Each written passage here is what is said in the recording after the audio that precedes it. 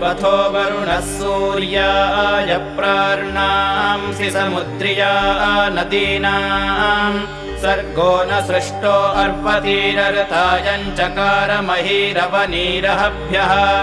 आत्मा ते वातो रजानवीनोत्पशर्नभूर्निर्यवसे सवान् अन्तर्मही बृहती रोदसी मे विश्वा ते धाम वरुणप्रियाणि